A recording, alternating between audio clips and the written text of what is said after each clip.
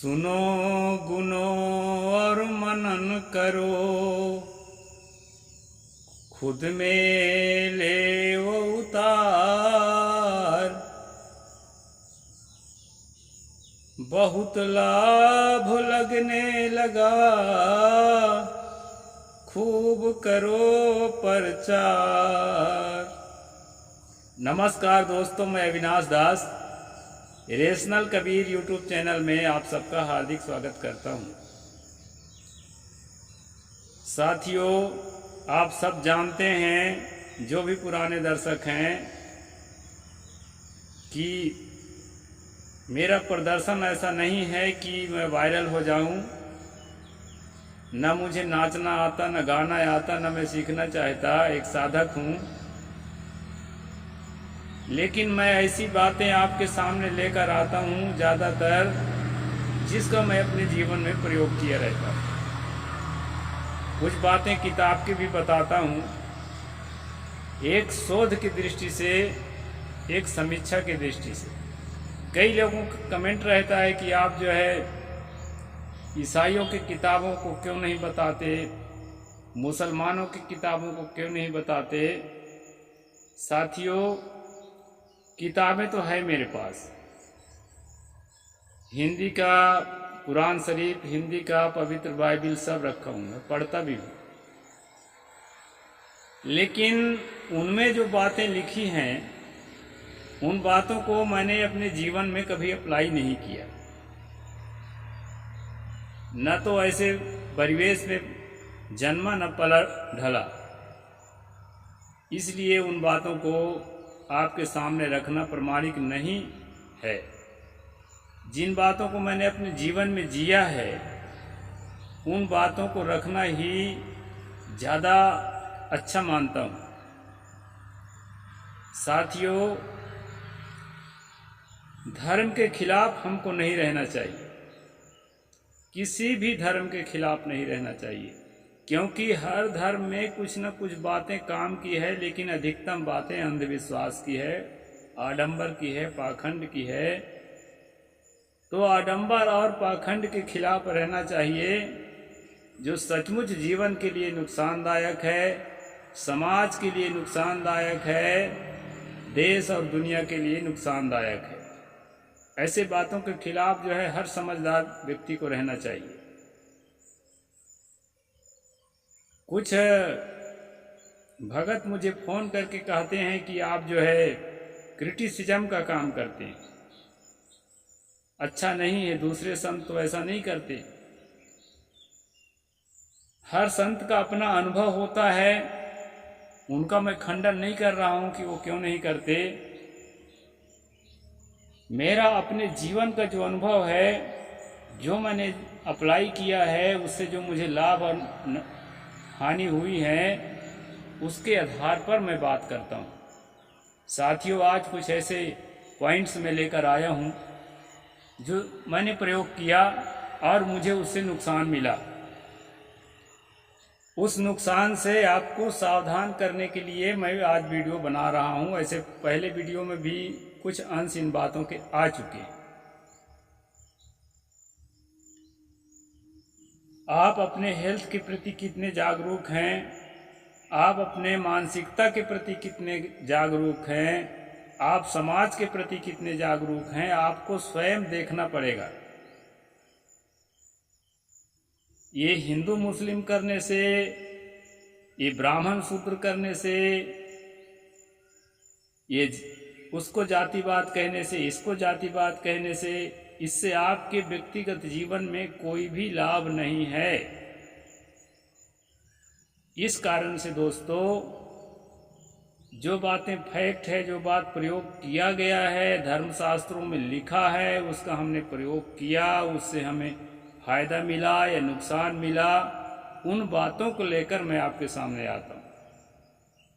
जो साथी सब्सक्राइब नहीं किए हैं, सब्सक्राइब जरूर करें चैनल को और अपने सभी साथियों तक पहुंचाएं, क्योंकि मेरा उद्देश्य ज़्यादातर अच्छी से अच्छी बात रख करके कल्याणकारी बातों को जीवन में अप्लाई हम कर सकें और उससे लाभ ले सकें, इन बातों पर होता है।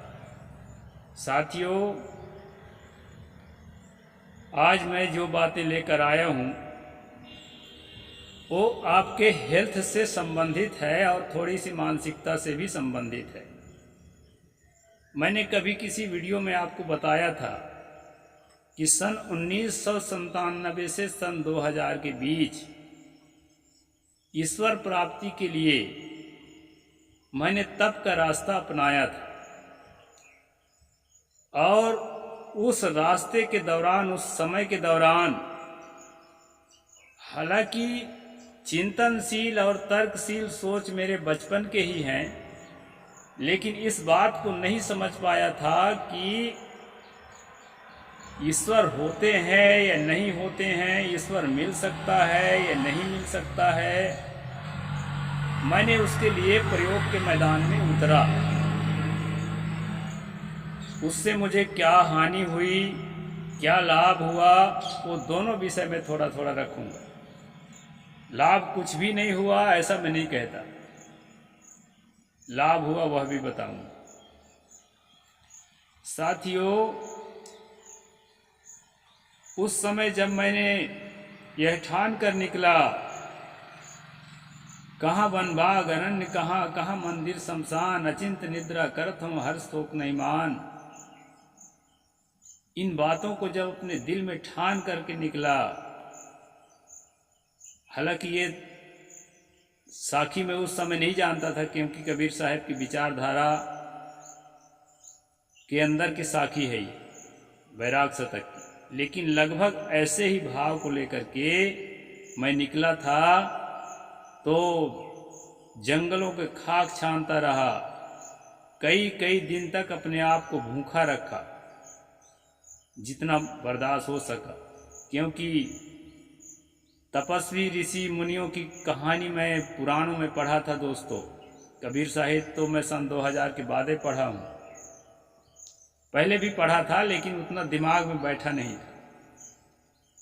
पढ़ा तो था, बीज था, श्रद्धा थी, इसलिए अच्छी तरह से बाद में इसको अध्ययन किया। तो साथियों, मैं कई कई दिन तक भूखा रह जाता था। और जो चिरौंजी आप खाते हैं, चिरौंजी के जो है फल को चार बोलते हैं, चार के ऊपर वाला बक्कल जो है, ऊपर वाला बक्कल खटमिठा लगता है, उसको खा लेता था। तेंदू के फल, जिसके आबनू उसकी लकड़ी आती है, तेंदू के फल को खा लेता था। और जो है जंगली करौंदा खटमिठा लगता है, बहुत बढ़िया। अपने अपने सीजन में आम और जामुन जंगल में खूब होता है, जंगली आम, जंगली जामुन थोड़ा कम टेस्टी होता है, कोई कोई तो बहुत टेस्टी होते हैं, उन सबको खा लेता था। और कभी कभी कुछ नहीं उपलब्ध होता था, नहीं कुछ भी नहीं खाता था, पानी के सहारे जी लेता था। और जब आसपास के कोई बस्ती है, कोई शहर है, कोई गांव है, उधर आता तो शुरू में साथियों, शुरू से मुझे मांगने का प्रवृत्ति नहीं रही है। मैं संकोची आदमी, किसी से मांग नहीं सकता था। तो किसी मंदिर में, किसी गुरुद्वारा में, किसी आश्रम में जाता था, वहाँ कुछ अन्न मिल जाता था खाने को, तो मैं खाता भी था। इस तरह उस दौर को मैंने गुजारा। और उससे नुकसान क्या हुआ दोस्तों? एक फायदा तो हुआ कि मैं अपने आप को दृढ़ बना करके अपने लक्ष्य के प्रति, लक्ष्य अच्छा था या बुरा था वो अलग बात है, अपने लक्ष्य के प्रति अपने आप को बनाए रखने की जो क्षमता थी उसमें वृद्धि हुई, ये फायदा हुआ, इसको मैं नकारता नहीं। लेकिन नुकसान ये हुआ कि मेरा शरीर, देखिए साथियों, हम मेडिकल साइंस में हम पढ़ते हैं, जानते हैं, धर्म के नशे में भले हम फॉलो नहीं करते कि मेटाबॉलिज्म की जो प्रक्रिया है, हम जो भी खाते हैं उसको हमारे अंदर के जो पाचक रस होते हैं, एंजाइम्स जो होते हैं, उसको पहले तोड़ते हैं, उसको जो है एनाबॉलिज्म कहते हैं। इसके बाद जो है फिर रासायनिक क्रिया के द्वारा दूसरे तत्व बनते हैं, तोड़े हुए को जोड़ करके उसको जो है एनाबॉलिज्म कहते हैं, एटाबॉलिज्म कहते हैं। इस तरह से मिलकर के मेटाबॉलिज्म की प्रक्रिया होती है दोस्तों, और इस क्रिया के द्वारा जो न्यूट्रिशंस तैयार होते हैं, यानी पोषक तत्व तैयार होते हैं, उसको हमारी आंतों में जो गट होते हैं वो अवशोषित कर करके और ब्लड में पहुंचाते हैं, और ब्लड के द्वारा हमारे शरीर के विभिन्न अंगों में जा कर के वो न्यूट्रिशन जो है शरीर सुरक्षा, शरीर निर्माण और शरीर को शक्ति देने का काम करते हैं। अगर हम न्यूट्रिशन शरीर को नहीं देते हैं, केवल कसरत करते हैं, तो केवल कसरत जो है आपके लिए नुकसानदायक है। पहाड़ों में चढ़ना उतरना कसरत तो खूब हो जाता था, लेकिन शरीर में पोषक तत्व नहीं मिलता था, और पोषक तत्व नहीं मिलने का परिणाम क्या आया? शरीर कांटे की तरह सूख गया, बीमारियों का खजाना बन गया। हालांकि बीमार तो नहीं पड़ता था मैं, तभी इतना दिन झेल लिया, कठिन बीमार पड़ता तो नहीं झेल पाता। तो साथियों, लंबे समय तक भोजन ना लेना शरीर के लिए नुकसानदायक है।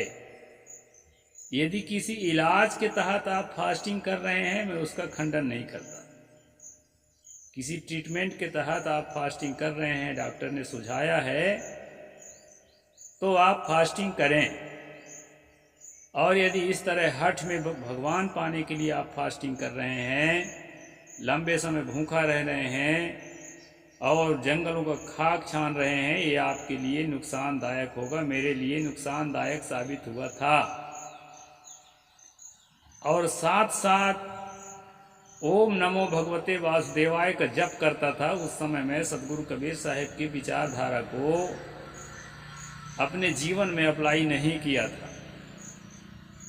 मन को एकाग्र करने के लिए किसी भी शब्द का हम बार बार जाप करते हैं, सुमिरन करते हैं, तो वह शब्द श्रद्धापूर्वक सुमिरन करते हैं, तो उससे हमें लाभ ये मिलता है कि मन में एकाग्रता आती है, संसार के प्रति जो आकर्षण है उससे हम दूर हटते हैं। इतना लाभ तो होता है, इसको नकारना नहीं चाहिए। लेकिन दोस्तों, बड़ी हानि ये होती है कि मन में ये बना रहता है कि मुझे आज मिलेगा ईश्वर, कल मिलेगा ईश्वर, और फिर जो है धीरे धीरे जब हम पागल हो जाते हैं तो ईश्वर मिलता है। क्या मिलता है? सपना। जैसे रात में आप सपना देखते हैं ना, सपने में लगता है सब कुछ मेरे जीवन में कुछ हो रहा है। इसी प्रकार दोस्तों, जागते हुए में जिस भगवान, जैसे मैं श्री कृष्ण पर आस्था रखता था, अभी भी मैं श्री कृष्ण को दुश्मन नहीं मानता। उसको अपना आलंबन बना करके कुछ लाभ मुझे हुआ है साधना क्षेत्र में, उसको मैं नकारता नहीं हूँ। तो वो जो है आपके इर्द गिर्द में बांसुरी बजाते हुए, गैया चराते हुए, आपके इर्द गिर्द में जागते जागते दिखाई पड़ने लगता है। और ये जो है, इसको फायदा कहें चाहे नुकसान कहें, ये नुकसान ही है। नुकसान क्या है दोस्तों? नुकसान ये है कि आप जो है पागल हो चुके रहते हैं। मैं जो है पागल हो चुका था। ऐसा पागल नहीं कि किसी को मारने दौड़े, काटने दौड़े, अपने प्रभु के धुन में पागल।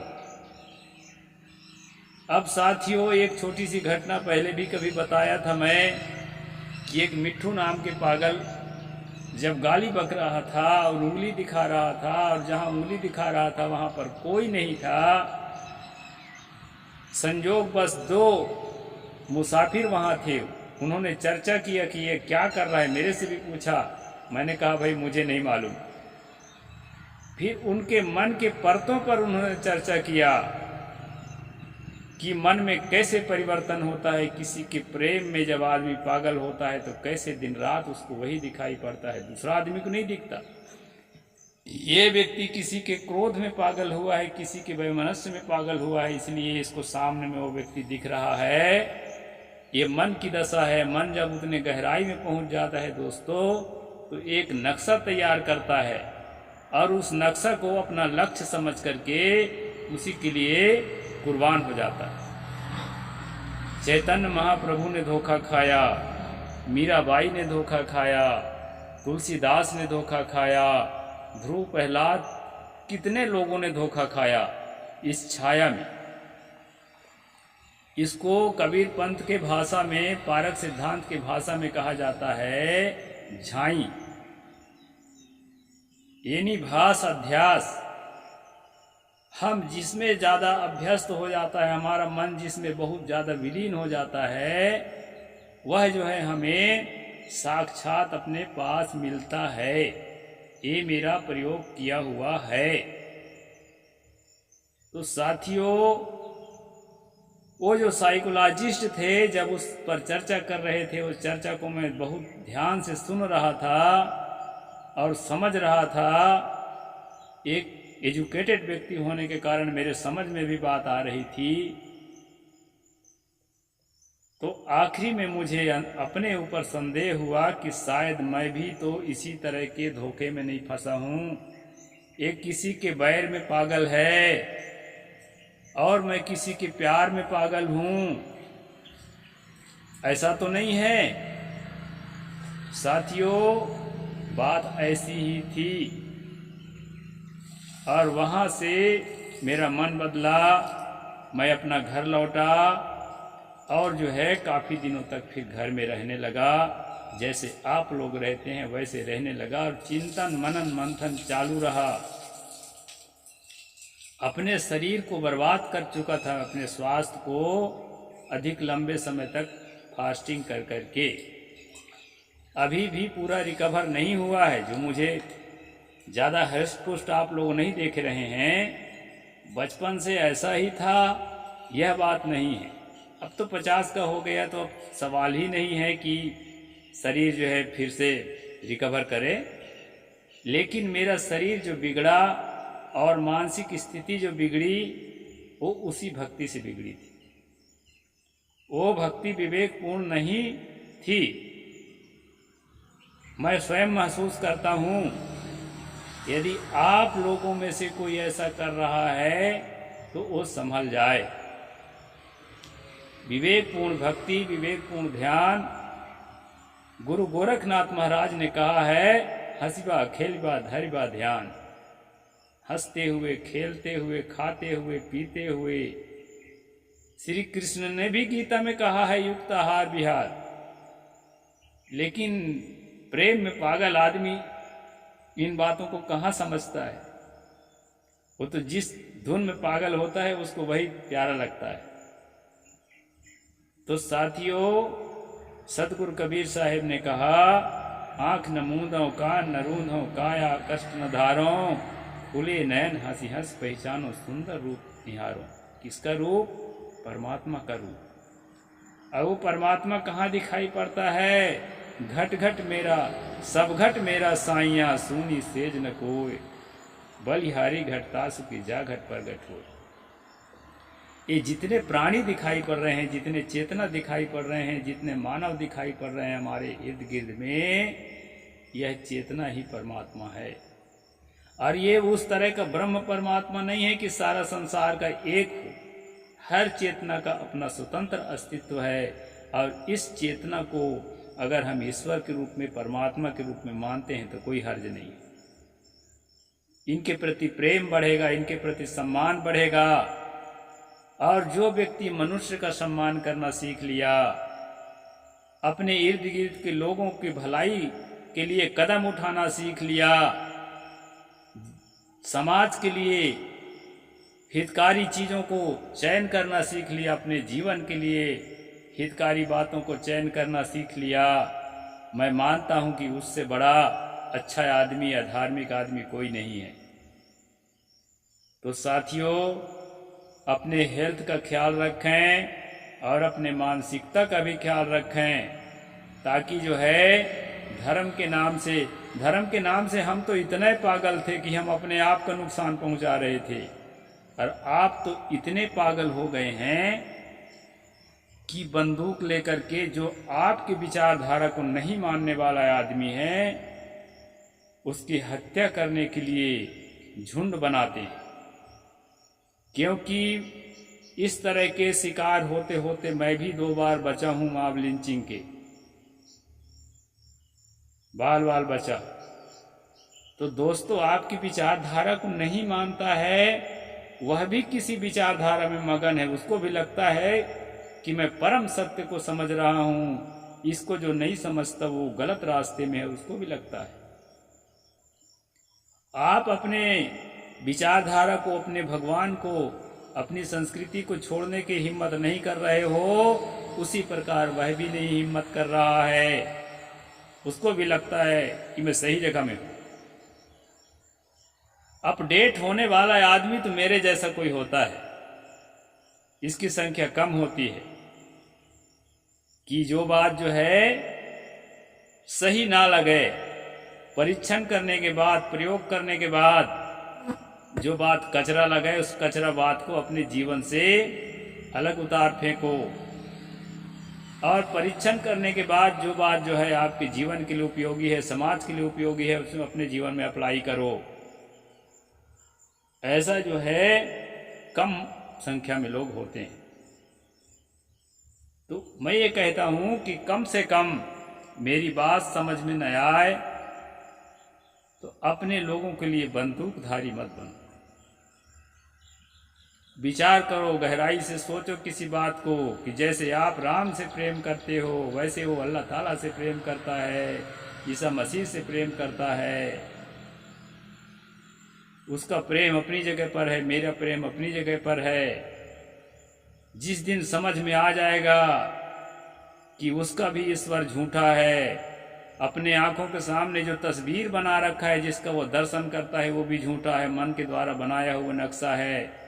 जिस दिन उसको समझ में आएगा उससे मुक्त होने का प्रयास करेगा। जिस दिन आपको समझ में आएगा आप भी मुक्त होने का प्रयास करेंगे और मेरे साथ आएंगे दोस्तों। तो ये मेरा रास्ता चुनने का रास्ता है। सब काहू का लीजिए साचा शब्द निहार, पक्षपात न कीजिए कहें कबीर विचार। ये रास्ता है, इस रास्ते में आइए दोस्तों। अपने जीवन का ख्याल रखिए, अपनी मानसिकता का ख्याल रखिए और नुकसान से, शारीरिक नुकसान से, मानसिक नुकसान से अपने आप को बचाइए। यही मेरी शुभकामना है। साहिब बंदगी।